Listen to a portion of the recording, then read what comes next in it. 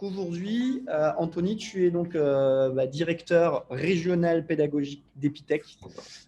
Tu es un pur produit d'Epitech. Ton challenge aujourd'hui sur le masterclass, comment réinventer son entreprise grâce aux outils digitaux, c'est de répondre, toi, à la question de comment l'évolution du métier de développeur a réinventé les entreprises pendant un petit peu de notre histoire. Donc, je disais pur produit d'Epitech. Tu as passé, je crois, tes dernières années à Pékin, donc en Chine. Tu as ensuite œuvré dans pas mal de startups, certaines que tu as créées, d'autres dans lesquelles tu étais plutôt CTO, donc directeur technique. Je ne vais pas toutes les citer. Je sais qu'également, tu as une expérience pour Epitech déjà en tant que directeur pédagogique. C'était en Albanie, à Tirana. Et aujourd'hui, depuis maintenant, ça fait quoi? Ça va faire 4 ans. 5 ans. Tu nous le diras mieux. Ça va faire 4 ans, c'est ça. Tu es directeur régional d'Epitech ici à La Réunion, ce qui doit être un grand bonheur pour toi, puisque tu es également d'origine Tout à réunionnaise. fait. Je te laisse la parole, mon cher Anthony, pour répondre à cette fameuse question de comment les outils digitaux viennent réinventer l'entreprise et surtout comment le métier de développeur a évolué.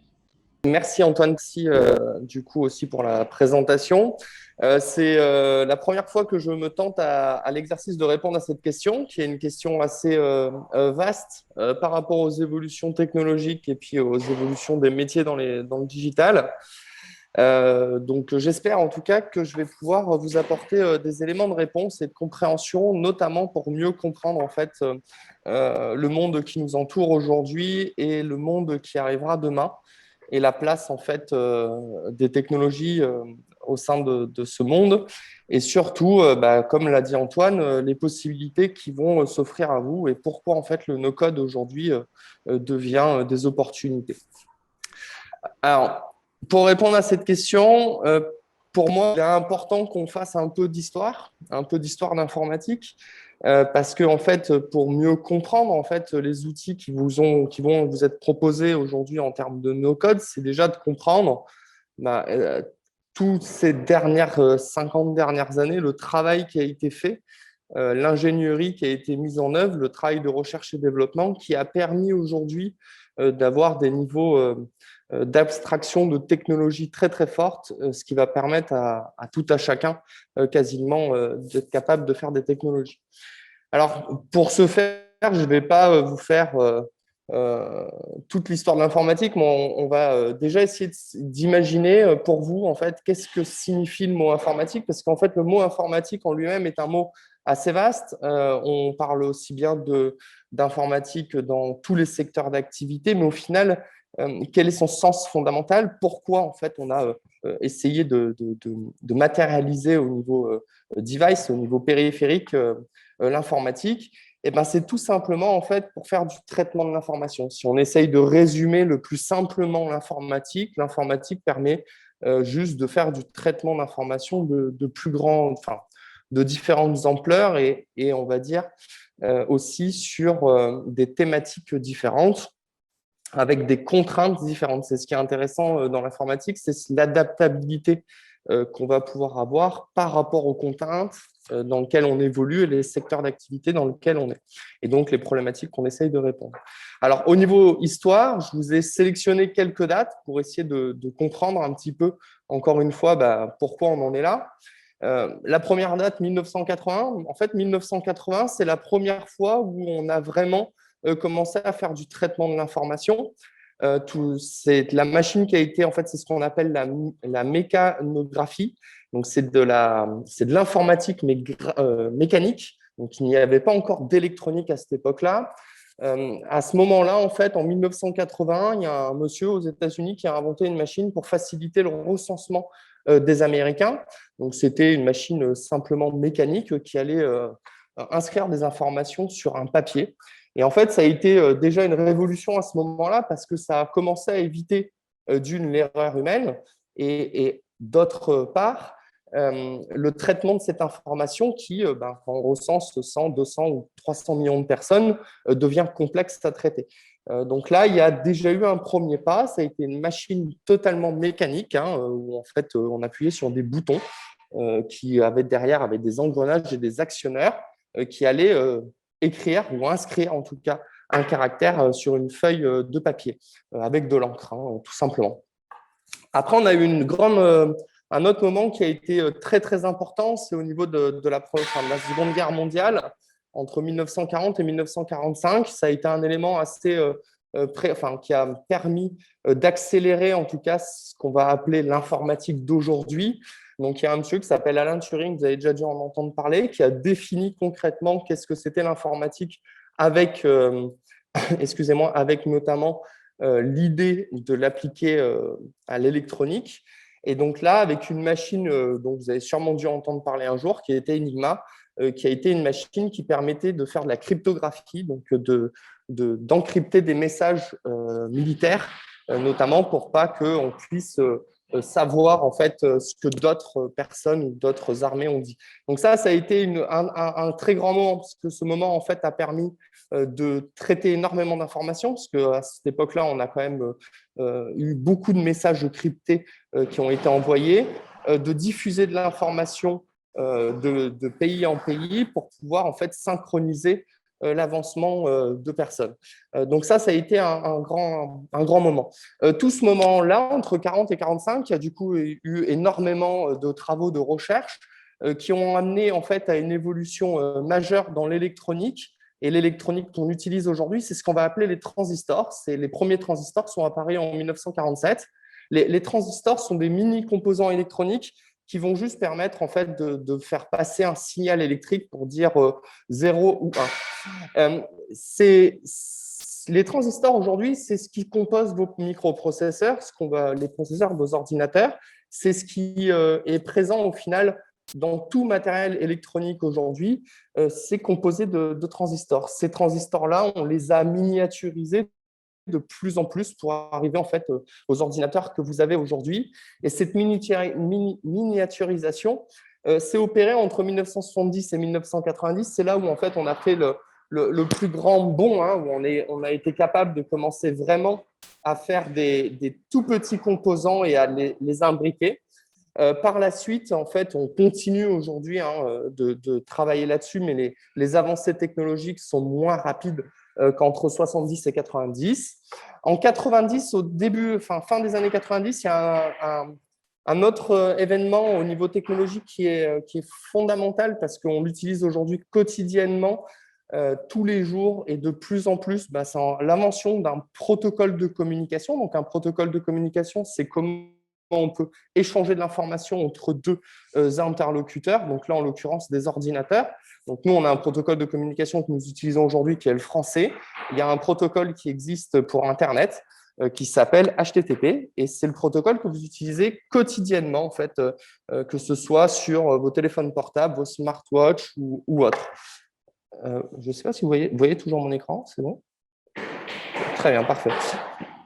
Ce protocole de communication, en fait, c'est ce qui a permis de faire naître d'abord ARPANET, qui est l'ancêtre d'Internet, donc qui a été un réseau Internet qui a été utilisé en priorité par l'armée, et puis le net que vous connaissez aujourd'hui, donc WWW, World Wide Internet. Enfin, voilà, c'est ce qui vous permet aujourd'hui, ce protocole, d'avoir accès à la quantité d'informations que vous manipulez tous les jours et que vous appréciez utiliser.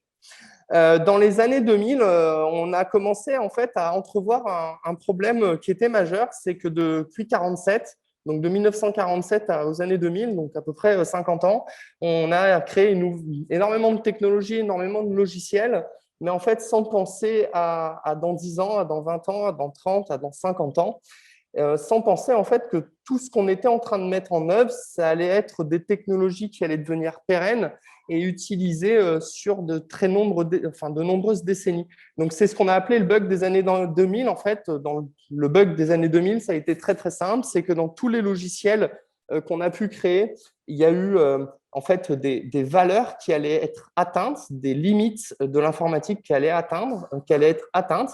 Et il a fallu mettre des milliers de logiciels à jour avant le passage dans les années 2000, parce qu'en fait, concrètement, les ordinateurs n'arrivaient pas à gérer cette date. Voilà. Donc ça, c'est des bugs qu'on peut encore voir récemment. Il y a encore eu des bugs en 2015 ou 2013.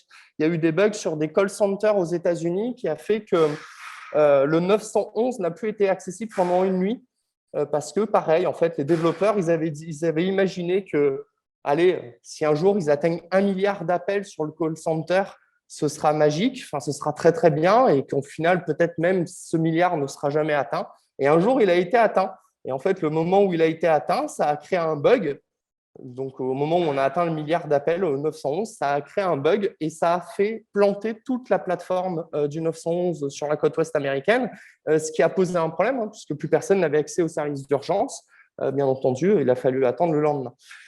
Dans les années 2010, après, on a eu des évolutions majeures qui ont été opérées au niveau des technologies d'Internet, ce qui a permis aujourd'hui forcément d'évoluer sur les technologies dont on va vous parler aujourd'hui, notamment les personnes qui vont vous parler de no-code. Et toutes ces technologies, en fait, ont été créées entre 2010 et 2020 et vont continuer à être créées, mais la majorité des technologies qu'on va parler, du WordPress, par exemple, pour en citer qu'une, a été créée sur ces périodes-là pour notamment anticiper, d'une part, l'accessibilité de l'informatique, la transition numérique, même si on ne l'imaginait pas encore à cette époque-là, et au final, permettre à tout à chacun de mieux utiliser l'outil numérique pour créer de la valeur. Alors, pour finir sur le côté historique, je vous ai mis quelques petites images. Donc ça a été un des premiers ordinateurs. Donc, voilà, un ordinateur où on faisait de la programmation sur carte perforée. Donc, tout au fond, ce que vous voyez, c'est une carte papier hein, sur lequel, en fait, la personne sur le clavier au tout début, que vous pouvez voir en avant-plan, au premier plan de l'image, en fait, a un clavier mécanique. Et quand il tape sur une touche, ça va aller en fait perforer des endroits spécifiques sur la carte qui est tout au fond, en arrière-plan sur la machine. Et en fait, ça, c'était les premiers programmes informatiques qu'on a pu représenter. Donc, vous voyez, il n'y avait pas besoin encore de disquettes, par exemple, ou de clés USB, etc. En fait, on avait juste représenté un programme informatique sur un papier perforé. Et derrière, en fait, on avait des systèmes, donc des ordinateurs mécaniques, qui étaient capables d'exécuter des actions par rapport au trou qu'il allait lire en fait sur ces cartes. Hein. Donc ça a été au final le tout début de la programmation, hein, si on peut en parler ainsi.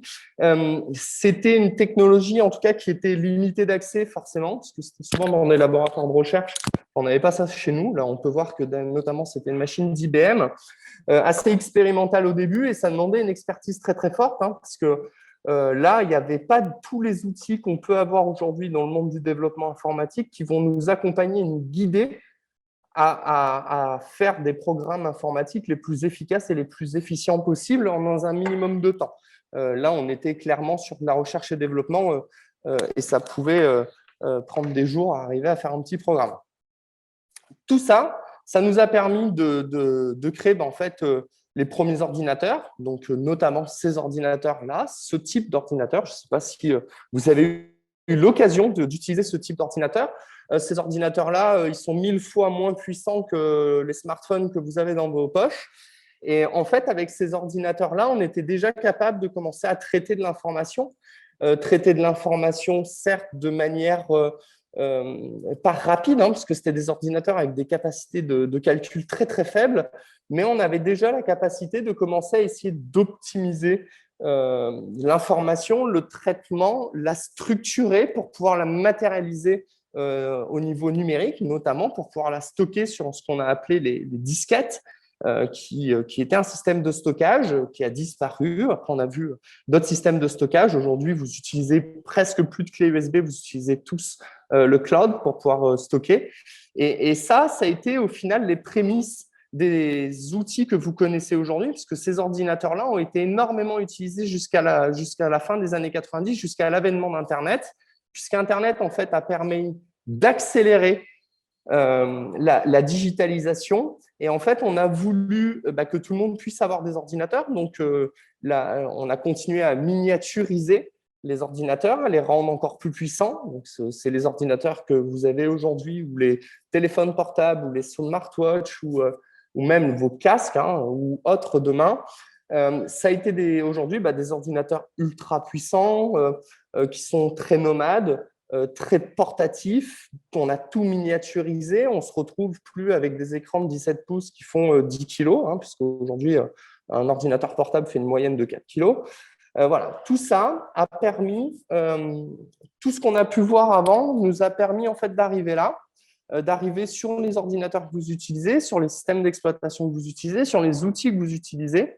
Et c'est ce qui permet aujourd'hui d'entrevoir les prochaines décennies et d'imaginer en tout cas comment l'informatique va continuer à évoluer. Bon, on en a fini sur la partie historique. Si vous avez quelques questions, n'hésitez pas à les poser. Alors, vous allez voir qu'entre chaque partie, à chaque fois, j'ai une petite slide si vous avez des questions. Donc maintenant, on va essayer de comprendre, en fait, si on fait un focus, on peut se dire qu'aujourd'hui, on a 3 grands domaines. On a les technologies de hier, donc ce qu'on va appeler la tech, ce qu'on va appeler le monde de la tech, donc hier, la tech d'aujourd'hui et la tech de demain. Donc là, je vais essayer de faire un focus sur la tech de hier pour encore une fois comprendre en fait les bases qui nous ont permis aujourd'hui d'utiliser ce qu'on utilise et puis de penser à demain. Alors, les enjeux d'hier, ça a été de créer les solutions technologiques. Il faut imaginer que, comme on a pu le voir, en 1947, quand on a eu les premiers transistors, il n'y avait pas de programme informatique. Il y avait un début d'électronique qui était capable de faire du traitement par rapport à des signaux électriques, mais à ça, on n'avait pas encore associé de programme informatique. Donc, il a fallu en fait avoir des gens qui étaient très courageux, qui aimaient la recherche, qui étaient très patients, qui aimaient expérimenter, pour faire énormément de recherche et développement pour pouvoir créer les premières brides de l'informatique d'aujourd'hui, qu'au final, plus personne ne sait que ça existe quasiment, puisqu'on est sur des technologies beaucoup plus haut niveau aujourd'hui.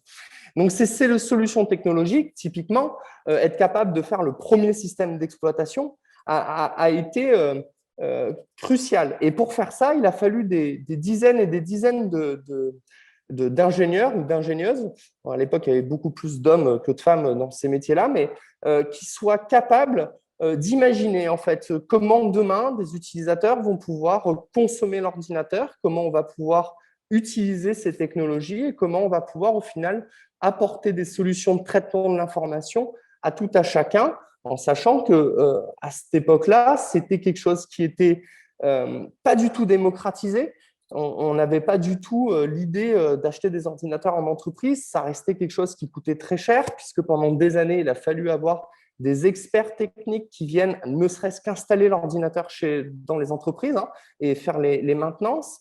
Il a fallu aussi imaginer quelles sont les problématiques auxquelles on va pouvoir répondre en faisant ce traitement d'information. Et ça a demandé en fait des gens d'expertise technique de très haut niveau, qui ont des très bonnes connaissances en mathématiques, mais aussi en physique et en électronique, pour bien pouvoir imaginer ces systèmes-là et les concevoir. Tout ça, toutes ces personnes-là ont contribué notamment à soutenir la croissance des éditeurs de logiciels qui sont encore aujourd'hui d'actualité, mais aussi ça a fait naître un grand mouvement qui est le mouvement de l'open source en informatique. Donc, on est à un endroit, en fait, l'informatique, comme je dis souvent, c'est un secteur où tout se partage entre techniciens, j'ai envie de dire, entre techos. On a énormément de solidarité, de partage de bonnes pratiques, etc. C'est ce qu'on appelle l'open source. C'est ce qui a donné lieu, en fait, à des logiciels qui sont aujourd'hui créés par des communautés de manière totalement gratuite et indépendante, ce qui aussi est un confort, en tout cas, quand on veut s'assurer de ce que fait le logiciel.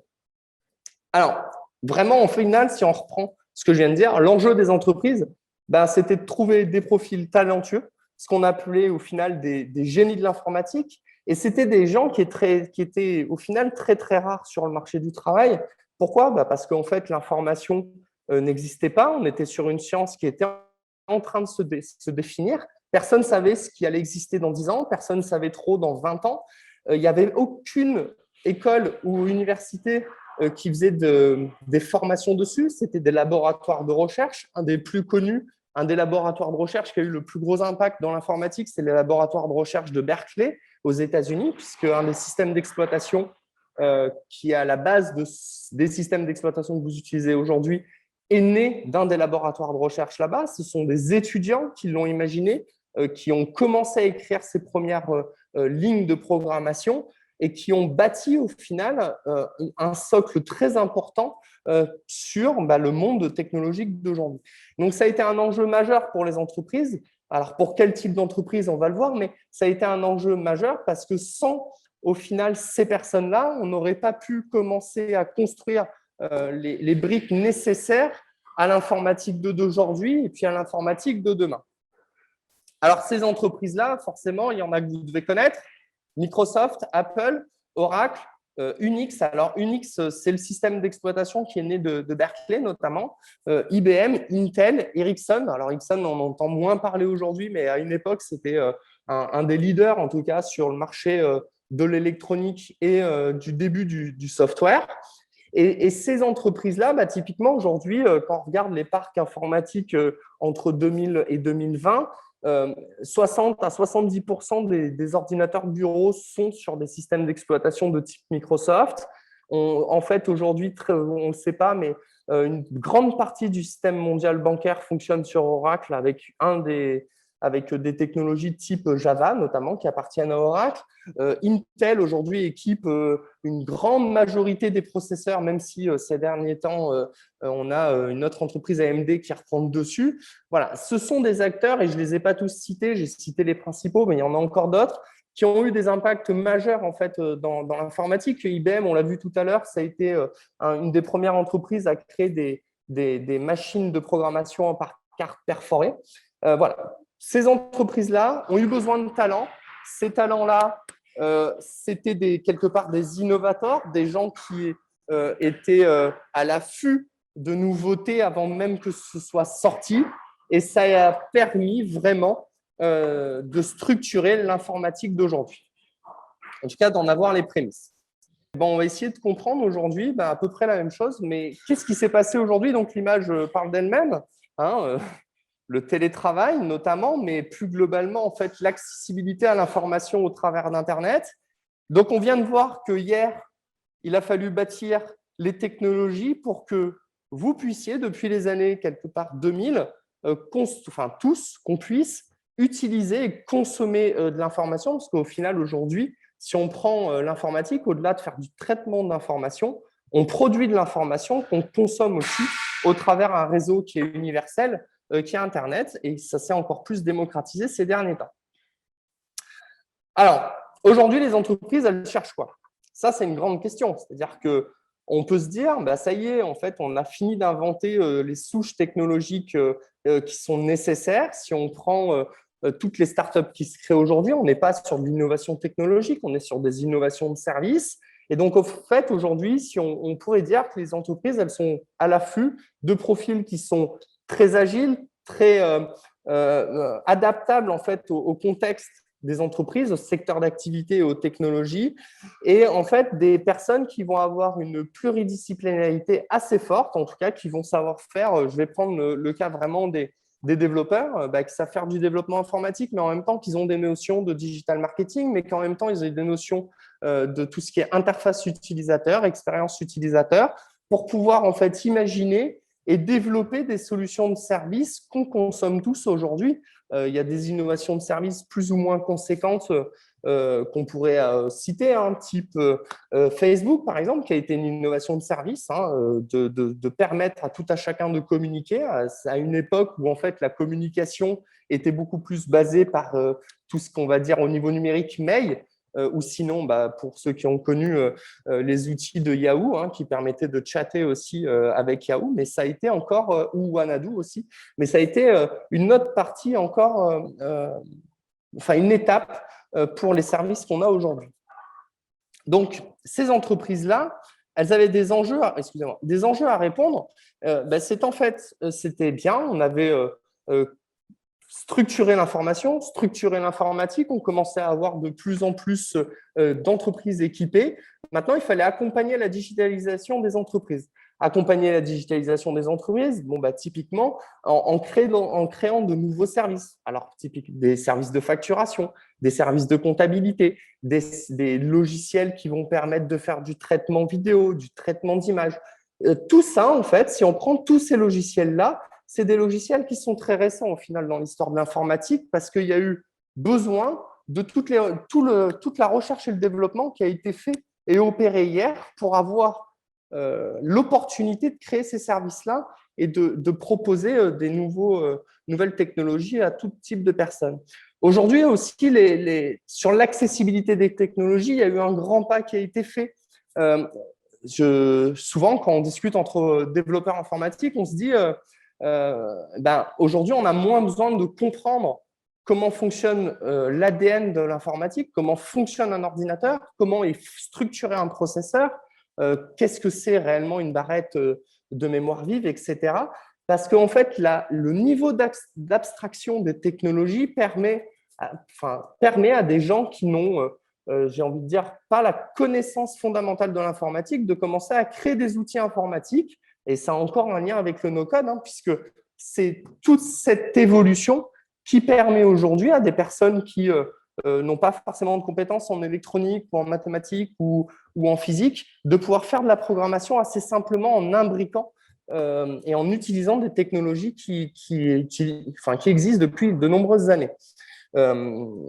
Et après, aujourd'hui, l'enjeu des entreprises, c'est au final, et c'est un mouvement qui est en train d'être opéré, c'est ce qu'on va appeler la tech for good de plus en plus. Donc, comment on peut mettre la technologie pour le bien commun, c'est de répondre à des problématiques sociétales et plus forcément à des enjeux technologiques ou à des enjeux de business. On voit de plus en plus en fait de startups et ça se ressent encore avec la crise qu'on est en train de vivre, se tourner sur des problématiques réelles de personnes pour pouvoir répondre très rapidement à ces problématiques, donc des problématiques de vie, d'énergie, de transport, de bien-être, etc. Et vu qu'on a augmenté l'accessibilité des technologies, on a un panel de personnes qui est capable de répondre à ces problématiques sociétales beaucoup plus fortes. Parce que, en fait, maintenant, quand on s'identifie nous-mêmes à une problématique, on a l'opportunité très simplement, très rapidement, de pouvoir proposer des prototypes de projets qui vont résoudre à ces problématiques avant, après, d'aller chercher des experts peut-être qui vont être plus capables de structurer sur du long terme les technologies, ces nouveaux services. Tout ça, ça accompagne à un élément qui est essentiel au final, c'est d'augmenter la diversité des profils dans les métiers du numérique. Alors, quand on parle de diversité de profils, déjà, au niveau de nos métiers, ça va être d'augmenter le pourcentage de femmes qui viennent dans ces métiers-là, parce que c'est pareil, les appétences et la vision technologique est différente. Parce que demain, et ce sera ce qu'on verra après, il y a des enjeux technologiques qui vont nécessiter une diversité de profils beaucoup plus forte qu'actuellement pour pouvoir permettre de pérenniser à long terme en fait, ces technologies-là et de ne pas créer des technologies qui vont être de plus en plus non inclusives et qui vont plutôt exclure des gens. Ce qui serait dramatique dans un monde où en fait on essaye d'avoir une interconnexion permanente et un échange très fluide. Je vais vous citer quelques technologies. Je ne sais pas si ça va forcément vous parler, mais voilà. Aujourd'hui, beaucoup d'outils de no-code que vous pourrez utiliser, ou en tout cas des outils qui vont faciliter la mise en œuvre de solutions digitales et souvent sont basés sur derrière des technologies qui sont récentes. Donc, il y a eu un moment en fait dans Internet, je ne sais pas si vous avez eu l'occasion de connaître ça, mais le web statique, ou en tout cas au moment du 56K des modems, où Internet, ça mettait globalement 10 minutes à charger une page Internet, ou quand on était, comme pour ma part, à La Réunion, avec la latence qu'on connaît et qu'on se plaint aujourd'hui, c'était plutôt 20-30 minutes qu'on attendait pour que notre page Internet charge entièrement. C'était très, très, très, très long. En plus, vu que c'était statique, dès qu'on faisait une action, il fallait recharger entièrement la page Internet. Donc ça a été la différence entre ce qu'on appelle le web 1.0 et le web 2.0. À un moment donné, il y a des technologies type jQuery qui est arrivé, qui ont permis en fait d'apporter du dynamisme à ces pages Internet, qui ont permis en fait d'apporter de l'optimisation. Qui dit optimisation, ça veut dire qu'au final, on a pu mieux distribuer les sites Internet. Ça veut dire qu'au final, on a pu augmenter l'accessibilité de ces sites Internet à tout à chacun. Et puis, bien entendu, après, il y a des évolutions technologiques matérielles, hein, notamment le fait qu'on soit passé du 56K à de l'ADSL, ce qui était déjà magique, l'ADSL 1. Derrière, en fait, Internet aussi, parce qu'aujourd'hui, on parle beaucoup de cloud computing. Au final, le cloud computing, c'est rien ni plus ni moins que de mettre des logiciels accessibles à Internet, dans Internet, pour tout à chacun. Et c'est souvent basé sur des technologies qui sont type HTML5, les dernières versions de JavaScript ou CSS3, qui ont apporté une évolution très rapide dans Internet. Souvent, on ne s'en rend pas compte en tant qu'utilisateur, mais ces technologies-là ont permis une accélération depuis 2010 très, très fort des services Internet, de l'expérience utilisateur. Et globalement, aujourd'hui, la plupart des outils que vous consommez vont utiliser ces technologies-là. Un autre élément majeur qui est très technique, mais au niveau d'Internet, qui a permis vraiment d'accélérer la transition, c'est l'apparition d'une technologie qui s'appelle Node.js, qui a permis dans le monde du développement de fluidifier les développements. Au lieu d'avoir besoin de 5 compétences différentes pour pouvoir faire un site Internet, on a divisé par 2 le nombre de compétences nécessaires, puisqu'on a permis en fait aux développeurs d'utiliser les mêmes langages de programmation presque partout sur la construction d'un site Internet. Et bon, je vais m'arrêter là, sinon après je vais vous parler trop technique. Un autre langage de programmation, enfin 2 autres langages de programmation qui ont une importance assez fondamentale aujourd'hui, notamment dans tous les métiers qu'on va appeler le data scientist, le digital marketing, demain aussi tout ce qui va être automatisation de process de traitement, ça va être le langage Python. Pourquoi? Parce qu'en fait, c'est un langage très haut niveau avec une syntaxe très facile. On dirait presque qu'on lit une langue. Hein. Bon, c'est en anglais, certes, mais on dirait presque qu'on lit de l'anglais. C'est très facilement compréhensible. C'est un langage qui se veut accessible, qui se veut très performant et très pointu en fait, sur les opérations qu'il est capable de mener, ce qui va permettre aujourd'hui de faire de l'analyse de ce qu'on va appeler du big data, donc des très, très, très, très grandes données pour pouvoir en sortir de la valeur, de la valoriser pour les entreprises. Et on voit encore une fois que les technologies, puisqu'elles peuvent valoriser les valeurs, enfin les données des entreprises pour en créer de la valeur, ont un impact très, très fort en fait, sur les entreprises. C'est ce qui permet notamment à des entreprises comme Facebook de générer des milliards de dollars sans être payant. Et en fait, c'est juste parce que derrière, il y a énormément d'algorithmes qui ont été pensés pour valoriser la moindre donnée qui est publiée sur le site. Ce que je dis souvent, au final, quand un produit est gratuit dans le numérique, c'est que le produit, c'est vous. C'est nos données et il faut en être conscient, il faut l'accepter parce que c'est comme ça, au final, enfin, l'accepter ou pas, ça, c'est le choix de chacun, mais en tout cas, il faut en être conscient parce que c'est comme ça qu'on peut mieux se protéger, j'ai envie de dire, sur notre vie privée peut-être, mais aussi sur les travers que demain, peut-être, certaines entreprises pourront avoir. Donc, il est vraiment important d'en avoir conscience.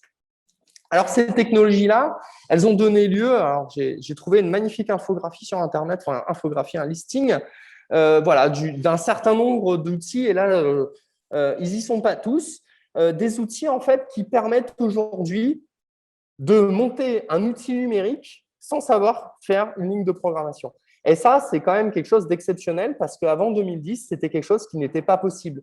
Donc, vous voyez, c'est quelque chose qui est très récent. Là, on parle de technologies, en tout cas d'outils qui utilisent plein de technologies, parce que là, derrière, c'est une multitude de technologies qui sont utilisées. Mais chacun de ces outils-là, au final, c'est des outils qui ont moins de 10 ans, qui sont très récents, mais en fait, qui ont une puissance et une accessibilité quasiment inégalée en fait, sur l'histoire de l'informatique. Et en fait, ces outils-là, donc tout à l'heure, Antoine parlait de IFTT, non de Zapier, donc là, il y a Zapier, mais il y a IFTT aussi qui est son équivalent, sont des outils qui ne pourraient pas exister sans les 50 dernières années de recherche et développement et sans les milliers d'experts et de chercheurs qui ont travaillé sur l'informatique fondamentale, sur l'ADN de l'informatique, qui ont bâti les briques technologiques nécessaires, puisqu'aujourd'hui, on utilise des langages de programmation qui ont plus de 40 ans et qui sont toujours opérationnels et qui continuent à évoluer et qui seront encore sûrement là dans 10 ou 20 ou 30 ans. On verra que peut-être pas, mais c'est possible. Donc, Je vous invite, si vous voulez, à prendre un screenshot de cette slide, mais voilà, il y a énormément d'outils qui vont vous permettre de faire quasiment tout type de business pour les prototyper. Et après, on ira chercher au final de l'expertise technique sur des problématiques que vont rencontrer des géants dont je vais vous parler juste après. Alors, on a eu, tout le monde le sait, la crise du Covid. Alors, la crise du Covid, c'est quelque chose de très malheureux pour nos sociétés et notamment pour les rapports humains. Par contre, ça a été très bénéfique pour le monde de la tech, notamment des nouvelles technologies. Pourquoi? Parce qu'en fait, d'un coup, toutes les entreprises qui n'étaient pas encore dans le mouvement digital, toutes les entreprises qui n'avaient pas franchi ce cap, toutes les entreprises qui n'avaient pas accompagné leurs collaboratrices et collaborateurs, n'ont pas eu le choix. Ils ont été obligés de le faire. Et donc, en fait, ça a permis d'accélérer la démocratisation de l'informatique, mais de l'informatique au niveau du travail, donc de créer de la valeur pour les entreprises. Ça a permis à toute une partie toute une génération qui n'était pas encore forcément à l'aise avec les outils informatiques, qui savait faire une recherche Internet, certes, mais d'utiliser des outils comme on utilise aujourd'hui. Zoom, des drives, donc derrière des clouds, des systèmes de synchronisation de fichiers, apprendre à travailler de manière désynchronisée, ce qu'offre aujourd'hui l'informatique. C'est vrai que pour des générations qui sont nées avec Internet, ça semble facile, mais en fait, il y a des milliers de personnes aujourd'hui qui travaillent tous les jours et qui n'ont pas eu l'opportunité à un instant T d'avoir cette montée en compétences fulgurante. Globalement, des milliers de personnes aujourd'hui ont des formations de dactylo, ils savent très bien écrire dans Word, mais en fait, aller utiliser des outils d'automatisation, ils ne savent pas le faire. Et le Covid leur a permis de se confronter à des nouvelles problématiques et donc de saisir des opportunités, d'augmenter l'automatisation dans les entreprises. Bien entendu, les équipements informatiques, il y a plein d'études en ce moment qui en parlent. Hein, les réparateurs et la vente informatique ne s'est jamais aussi bien porté que pendant la crise quasiment, parce qu'en fait, ça rejoint le même point. Plein d'entreprises n'étaient pas prêtes à faire du télétravail, plein de salariés n'étaient pas équipés. Il a fallu acheter du matériel parce que c'était important au final pour les entreprises d'aller intégrer cette digitalisation dans leur cœur de business pour proposer des nouveaux axes de distribution de produits et au final, donc, d'apprendre à digitaliser son business, synchroniser ses équipes, à apporter une distribution beaucoup plus digitale et globale en fait, d'un produit.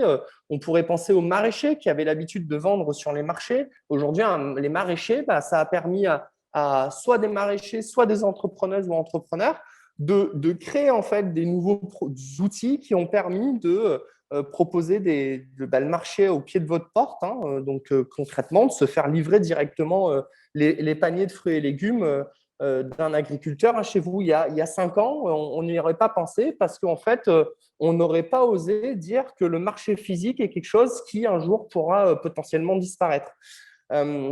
Les opportunités, donc cette crise a augmenté les opportunités, mais ces opportunités, elles sont possibles d'une parce qu'il y a eu tout le monde qui s'est remis un petit peu en question, mais c'est surtout parce qu'il y a une accessibilité qui a été très très forte des technologies. Au final, aujourd'hui, on peut lire plein de tutos sur Internet qui vont permettre de faire des sites Internet, des applications mobiles et j'en passe.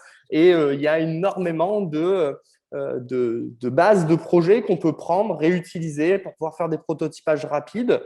C'est pareil dans tout le monde du marketing. Aujourd'hui, il y a des outils marketing qui vont accélérer l'analyse de données, la remontée d'informations et donc la prise d'initiative et de décision. Je parlais aussi tout à l'heure de problématiques beaucoup plus conséquentes quand on a fait un prototypage. Typiquement, là, je fais un petit zoom sur Netflix. Donc, pour ceux qui ne savent pas, Netflix, à la base de la base, c'était une location de DVD par email, c'est-à-dire que ça a été un des premiers services qui faisait de la location de DVD par mail. Donc, ça remonte il y a quelques années déjà, hein, parce qu'on n'utilise plus beaucoup de mails en ce moment. Mais en fait, il faut quand même imaginer qu'à la base, Netflix, en fait, c'était un service, on envoyait un mail et puis on pouvait, il y avait un coursier qui venait livrer le DVD chez vous et il venait le récupérer le lendemain. Donc, c'était les prémices en fait d'un vidéoclub décentralisé, enfin voilà, dématérialisé. Netflix au final a rencontré plein de problématiques sur les premières les premières itérations de l'entreprise, ce qui a donné le lieu maintenant à la plateforme qu'on connaît tous, Netflix. Et en fait, il faut imaginer que quand vous allez sur le site Netflix, mais comme quand vous allez sur Facebook ou autre, il y a des problématiques technologiques derrière qui sont énormes et beaucoup plus conséquentes que ce qu'on a pu rencontrer avant les années 90. Parce qu'avant les années 90, quand vous utilisiez Word, votre logiciel Word qui était installé sur votre ordinateur, vous étiez tout seul à l'utiliser. C'était très pratique. Aujourd'hui, maintenant qu'on met tous ces logiciels dans ce qu'on appelle des services décentralisés, le cloud computing, on a des problématiques de très haut niveau qui apparaissent de plus en plus, donc en arrière-plan des utilisateurs, des problématiques que vous ne voyez pas. Mais comment on fait pour qu'un site Internet soit accessible à 2 milliards de personnes en même temps? Voilà, ça, c'est des problématiques concrètes. C'est des problématiques aussi de gestion de latence d'Internet, parce que bon, chez nous, on est en 4G, on a de la chance. Il y a d'autres pays émergents qui ont accès à Netflix, mais ils sont en H. C'est des problématiques technologiques qui sont conséquentes et qui sont en train de s'augmenter de plus en plus. Voilà, c'est pour ça qu'il y a des profils de très haut niveau dans ces compagnies-là, enfin dans ces entreprises-là, et que demain, c'est la dernière partie, où on en aura encore plus besoin de ces profils pour résoudre les nouvelles problématiques technologiques qui vont s'offrir à nous. Là, pareil, Amazon qui a eu des problématiques de logistique très, très fortes. Comment on est capable, au final, de délivrer le plus rapidement un colis en un instant, n'importe où, dans n'importe quelle condition, dans les meilleures sécurités. Voilà, ça a donné lieu à des innovations en robotique assez fortes, puisque vous pouvez regarder sur Internet, les vidéos de démonstration de ces robots sont assez impressionnants. Ils se frôlent à quelques centimètres près à des vitesses très, très fortes, ce qui a permis aussi d'augmenter les probabilités que demain on ait des voitures autonomes, etc. Donc tout ça, en fait, montre encore qu'on a besoin sur certains secteurs d'activité de profils experts, mais qu'au final, aujourd'hui, 80% des entreprises qui se créent ou 70% des entreprises qui se créent sont des entreprises qui vont proposer des nouveaux services, qui vont faire de l'automatisation. Et en fait, tous les outils qui étaient montrés tout à l'heure sur la slide sont des outils qui vont permettre de faire ça très simplement. Bon, si vous avez des questions, n'hésitez pas, posez des questions. Je vais essayer maintenant, et alors là, je m'exerce à quelque chose qui est encore plus difficile, c'est qu'est-ce qu'on va faire demain?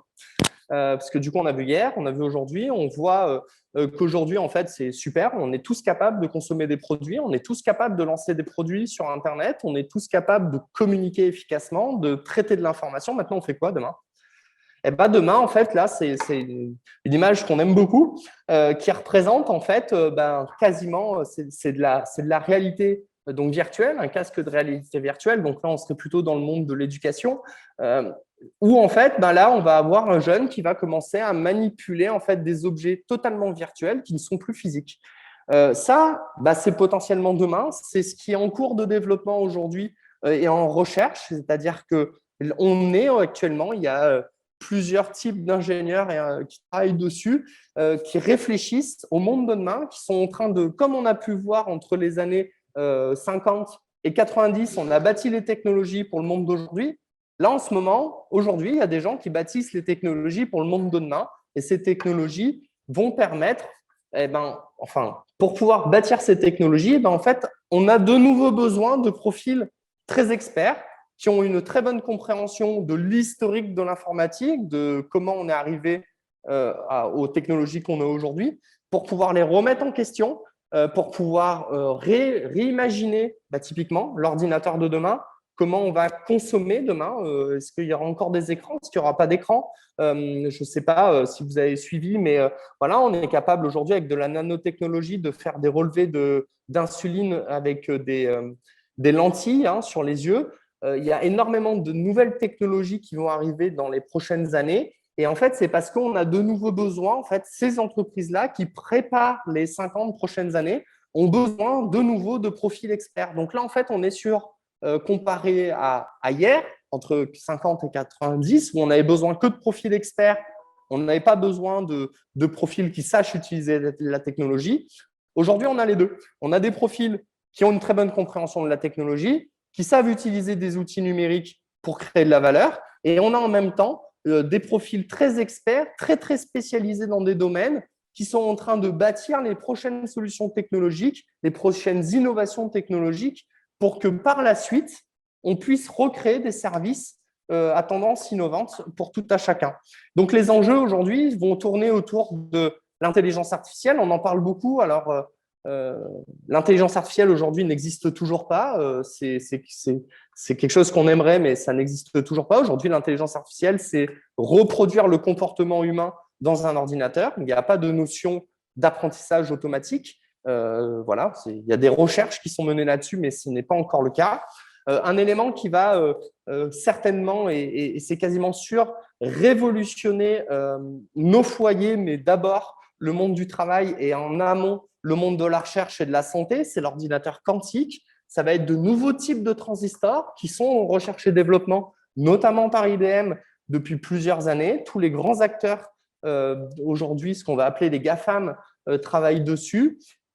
L'ordinateur quantique, la promesse, c'est simple, c'est multiplier par 1000 la puissance informatique disponible aujourd'hui. Multiplier par 1000 la puissance informatique, ça va ouvrir des opportunités très, très fortes encore sur le monde de demain, puisque ça va permettre notamment à ces intelligences artificielles, en tout cas ces pseudo-intelligences artificielles, d'être encore plus performantes, d'être encore plus efficientes, plus rapides. Déjà qu'elles sont plus rapides que le cerveau humain, là, on va atteindre des niveaux très, très forts. L'ordinateur quantique, ce n'est de moins en moins une promesse, c'est de plus en plus une réalité. Il y a énormément de prototypes qui fonctionnent. Il y a maintenant des cours de programmation parce que ça va révolutionner forcément, nous, la manière dont on conçoit les systèmes d'information. Il va falloir qu'on les pense différemment. Il commence maintenant, ça y est, c'est en train de se démocratiser au niveau des développeurs. C'est aux prémices. Donc là, on va avoir entre 5 à 15 ans de démocratisation sur les développeurs pour qu'après, cette communauté internationale puisse bâtir les outils nécessaires sur ce nouveau type d'architecture. Les nanotechnologies, on en parle très, très peu, mais c'est de plus en plus. Alors là, on en a reparlé un petit peu avec le Covid, la crise sanitaire, notamment avec l'ARM, l'ARM messager. Voilà, c'est des bases de nanotechnologie, donc ça va être de la manipulation génétique et puis derrière, voir en fait comment on va pouvoir coupler de l'électronique là-dedans. Il y a eu une expérimentation il n'y a pas très longtemps d'Elon Musk qui montrait, en fait, ils ont implanté une puce dans un porc et ils ont pu cartographier son cerveau humain avec la puce. Donc ça a été assez impressionnant en fait ce qu'ils ont été capables de faire. Hein. Voilà, donc là, ça va rejoindre des mouvements qu'on peut, enfin les mouvements de transhumanisme, voilà, qui ont une pensée, une idéologie qui dit que en fait l'être humain aujourd'hui doit se coupler avec les nouvelles technologies pour accélérer le développement de notre espèce. Et puis après, demain, les automatisations. Donc là, on parle souvent des smart cities. On est très, très loin en fait dans les smart cities. On parle encore de la domotique dans les maisons. On en est très, très loin aujourd'hui. On a les prémices des technologies, mais ce n'est pas encore utilisable pour des utilisateurs parce qu'il y a encore énormément de travail sur les interfaces utilisateurs pour que ce soit fluide, disponible et utilisable à tout à chacun. Et ça, ce sont des outils d'automatisation qui seront des enjeux de demain parce que tous ces outils d'automatisation vont permettre forcément de gagner en confort de vie, certes, mais aussi de continuer à accélérer le développement de nos entreprises, à faire des économies, de sûrement limiter les impacts écologiques. Tout simplement, imaginez que demain, des entreprises soient totalement domotisées pour tout ce qui est chauffage, climatisation et lumière, et qu'on soit capable à un instant T de mettre le bon éclairage, la bonne température, parce qu'il y a une personne et que quand il n'y a plus personne, ce soit tout éteint, automatique, etc. On gagnera des gigawatts d'énergie, et ce sont les enjeux de demain. Parce qu'aujourd'hui, les technologies consomment beaucoup d'énergie. On en parle beaucoup dans le monde de la crypto-monnaie, notamment, qui est un monde qui consomme énormément d'énergie. Aujourd'hui, il ne faut pas penser que parce qu'on utilise des outils digitaux, que derrière, on n'utilise pas beaucoup d'énergie. Au contraire, en fait, on en utilise énormément. Et ce sont aussi des enjeux majeurs pour les prochaines années. Donc, comme j'ai dit, pour moi, la domotique, ces prochaines années, va s'accélérer. Ça va être des enjeux, ça va être couplé parce qu'en fait, aujourd'hui, la robotique s'accélère parce qu'on a miniaturisé la robotique. La robotique, ça va aussi ce qui va permettre cette miniaturisation de créer des objets connectés encore plus efficients, efficaces, qu'on va pouvoir interconnecter. Il y a la 5G, on entend parler tout le temps, qui va permettre d'accélérer ce pas-là. Et bien entendu, c'est ce qu'on va appeler l'intelligence artificielle, mais plutôt les assistants de maison, les assistants de travail, les assistants de vie quotidienne qui vont pouvoir aller opérer des actions à la demande ou même en amont, allumer le chauffage parce qu'il sait que vous rentrez chez vous ou allumer la clim, etc. parce qu'il sait que dans 15 minutes, vous êtes chez vous. C'est ce qui va arriver comme type de service demain. Et pour moi, forcément, la santé est un des secteurs qui sera énormément disrupté dans les prochaines années via toutes les technologies qui sont en train d'arriver, notamment les nanotechnologies, l'IA, tout ce qu'on appelle aujourd'hui le big data. Hein. Aujourd'hui, il y a des études qui sont faites en recherche et développement pour prévenir, en tout cas détecter des cancers avant même qu'on puisse les voir sur les scanners ou les IRM. Hein. Donc voilà, c'est des gigas et des gigas de données qui sont exploitées et ces intelligences, en tout cas ces outils informatiques vont traiter de l'information très rapidement et déceler en fait des tendances. Voilà. Donc ça, c'est aujourd'hui, il y a des expérimentations aussi de téléopération, ce qui est assez formidable, puisqu'aujourd'hui, on est capable de consulter un expert d'un pays qui va opérer à 10, 15, 30 000 km, alors sur certaines conditions très spécifiques, parce que là, il ne faut pas qu'il y ait de latence forcément sur le réseau. Les derniers points, donc j'en ai encore deux, mais les voitures autonomes, on en entend de plus en plus parler. Ça, c'est typiquement encore aujourd'hui où on a besoin d'énormément d'experts, parce que là, on parle de sécurité, on parle de transformer notre monde, on parle notamment voitures autonomes, c'est couplé avec les smart cities. C'est quelque chose qui fonctionne, qui a encore des problématiques qu'il va falloir pérenniser. Et surtout, en fait, maintenant, un peu comme on a accompagné, comme on a essayé de faire en sorte de démocratiser l'ordinateur dans les entreprises à partir des années 90, il va falloir faire pareil, c'est-à-dire qu'aujourd'hui, penser les interfaces et les solutions pour que cette solution technologique soit démocratisée au plus grand nombre. Parce qu'en fait, c'est une des principales problématiques, c'est l'accessibilité d'une financière, mais aussi en termes d'utilisation. On a du mal à imaginer une personne qui a déjà du mal à utiliser un smartphone ou un ordinateur, il doit utiliser une voiture autonome. Donc, il y a aussi des phénomènes générationnels qu'il faut accompagner, donc de la formation, de l'apprentissage. Et au final, il y a des temps incompressibles des fois qu'on est obligé de passer pour que des technologies soient adoptées au plus grand nombre. Bon, un dernier point qui est intéressant, c'est dans tout ce qui est le bâtiment. Demain, on va pouvoir, encore une fois, avec de la réalité augmentée, mais pas que le bâtiment, dans d'autres secteurs, on va pouvoir, là, typiquement, sur cette image, c'est des ouvriers qui se projettent déjà en fait, sur le passage de câbles, de tuyauterie, etc., ce qui va permettre d'éviter de la fatigue peut-être d'employés, parce que des erreurs de manipulation, prévenir des risques et des dangers sur des métiers, et encore une fois, au final, créer une valeur très, très forte pour les entreprises puisqu'on va, via ces technologies-là, accélérer le temps de construction, donc en diminuer les coûts. Donc, au final, les utilisateurs finaux seront contents, on paiera les maisons moins cher.